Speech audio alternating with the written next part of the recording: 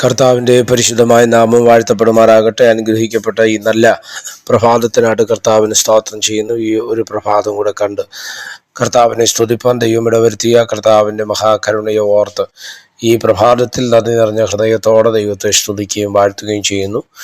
ലൂക്കോസ് എഴുതിയ സുവിശേഷം 6-ാം അധ്യായം അതിൻ്റെ 25-ാമത് വാക്യം.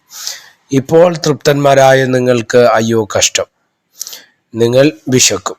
ഇപ്പോൾ ചിരിക്കുന്നവരായ നിങ്ങൾക്ക് അയ്യോ കഷ്ടം, നിങ്ങൾ ദുഃഖിച്ച് കരയും. ഈ വാക്യങ്ങൾ കാട്ട് ദൈവത്തിന് സ്തോത്രം ചെയ്യുന്നു. യേശു കർത്താവിൻ്റെ ശുശ്രൂഷ കാലയളവുകൾക്കകത്ത് ഏറ്റവും പ്രധാനമേറിയതെന്ന് വിശേഷിപ്പിക്കാവുന്ന ഒരു ഭാഗമാണ് ഗിരിപ്രഭാഷണങ്ങൾ, അല്ലേ? മത്തായി സുവിശേഷം 5, 6, 7 അധ്യായങ്ങളൊക്കെ നമ്മൾ വായിക്കുന്ന സമയത്ത് അത് അവിടെ വ്യക്തമായിട്ട് നമുക്ക് മനസ്സിലാക്കുവാൻ തക്കവണ്ണം കഴിയുന്നു. ലൂക്കോസ് സുവിശേഷത്തിലേക്ക് നമ്മൾ കടന്നു വരുമ്പോൾ 5 മുതൽ 7 വരെയുള്ള അധ്യായങ്ങളാണ് ഈ സ്തോത്രം ഗിരിപ്രഭാഷണങ്ങൾ എന്ന് നമുക്ക് മനസ്സിലാക്കി തരുന്ന ചിന്തകൾ. അതിലൊരു ഭാഗമാണ് നമ്മൾ വായിച്ചത്. നിങ്ങൾ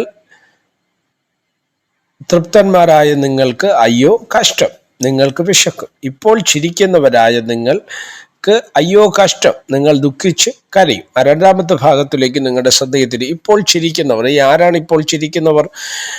പലപ്പോഴും ദൈവമക്കളായ നമ്മുടെയൊക്കെ ജീവിതത്തിനകത്ത് കഷ്ടതകളും ദുഃഖങ്ങളും ഉണ്ട്, അല്ലേ? വേദപുസ്തകം നമ്മളെ പഠിപ്പിക്കുന്ന ഇങ്ങനെയാണ്: ഈ ലോകത്തിൽ നിങ്ങൾക്ക് കഷ്ടമുണ്ടെങ്കിലും ധൈര്യപ്പെടുവിൻ, ഞാൻ ലോകത്തെ ജയിച്ചിരിക്കുന്നു എന്ന് പറഞ്ഞവനാണ് നമ്മുടെ കർത്താവ്. അത്രപ്പ ലോകത്തിൽ നമുക്ക് എന്തുണ്ട്? കഷ്ടമുണ്ട്.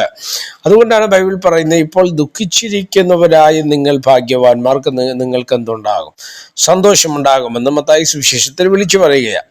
ഇവിടെ പറയും നിങ്ങൾ ഇപ്പോൾ ചിരിക്കുന്നവർ. എന്താണ് ഇപ്പോൾ ചിരിക്കുന്നവരെന്ന് പറഞ്ഞാൽ ഇന്നത്തെ ലോകത്തിലുള്ള സകല ഭൗതിക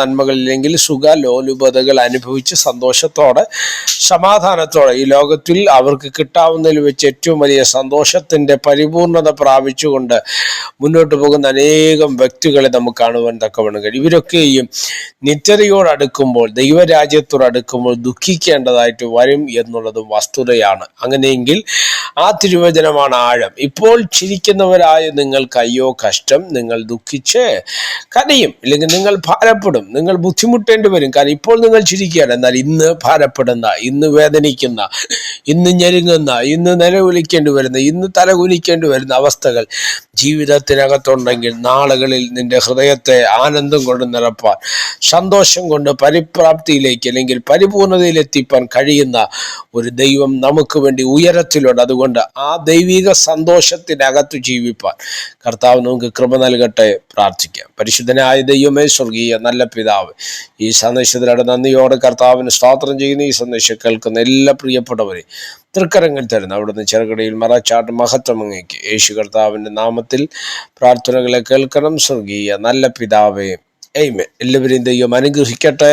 ഗാഡ് ബ്ലസ് യു.